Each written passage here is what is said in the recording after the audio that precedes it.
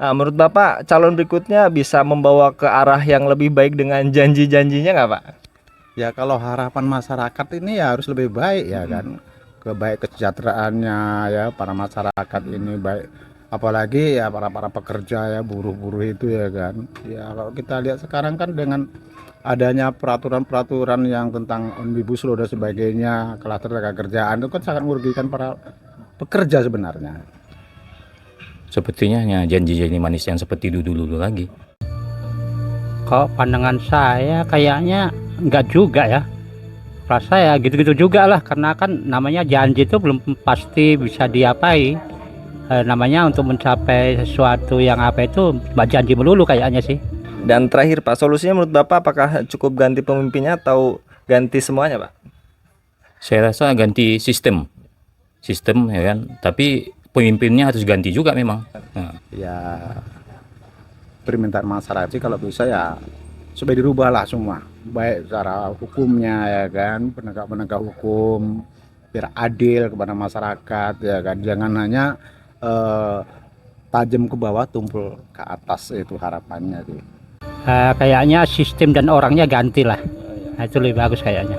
Dalam Islam itu setiap perkataan perbuatan itu kan harus berdasarkan hukum Islam. Aktivitas politik di dalamnya tentu ada perkataan dan perbuatan yang juga harus diukur dengan Islam.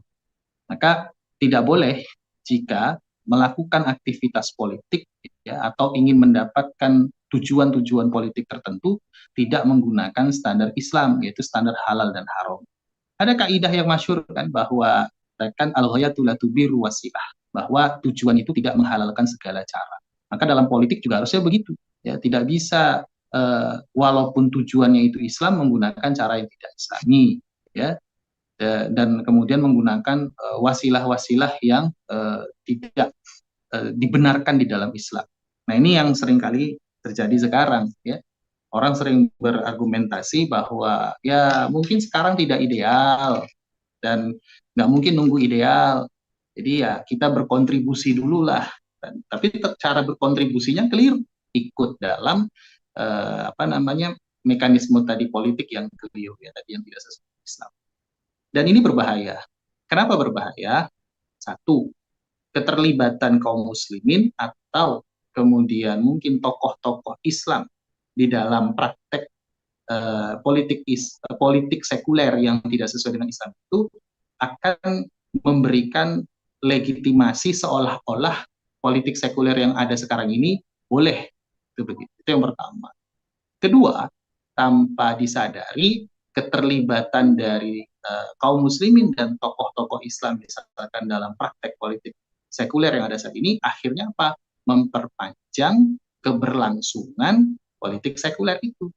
Dan ini semakin membuat perjuangan akan semakin lama dan kemudian yang ketiga, bahwa keterlibatan kaum muslimin di sana dan juga tokoh-tokoh Islam yang mungkin di sana ini akan sangat rentan dengan manipulasi, ya, pecah belah, adu domba. Dan sekarang kan kita lihat itu bahwa kubu A, B, C, D, ya, hijau, kuning, merah dan seterusnya itu kan di sana juga ada umat Islam, di sana juga ada tokoh-tokoh Islam, sehingga masyarakat jadi terpecah belah. Ya, pro sana ada mualim ini, di sana ada kiai fulan, di sana ada tuan guru ini dan seterusnya. Dan ini berbahaya bagi umat. Ya. Maka perlu kita menghadirkan apa namanya patron baru ya kepada umat ya, bahwa politik Islam itu adalah riayah su'unil ummah bil Islam, mengurusi urusan umat dengan Islam. Yang ini menjadi standarnya halal haram ya, bukan sekedar maslahah dan mudorot, bukan sekedar untung dan rugi. Nah, kemudian prakteknya itu bukan sekedar memilih orang yang familiar, terkenal, enak dipandang, bukan, tapi bagaimana pribadi yang dipilih menjadi pemimpin adalah yang memenuhi syarat-syarat kepemimpinan dalam Islam. Itu. Kemudian pemimpin tersebut ya mau menerapkan syariat Islam. Karena untuk apa berkuasa? Untuk apa jalur politik itu ditempuh ya untuk mendapatkan kekuasaan, tetapi tidak untuk menerapkan Islam. Nah, ini kan aneh sekali.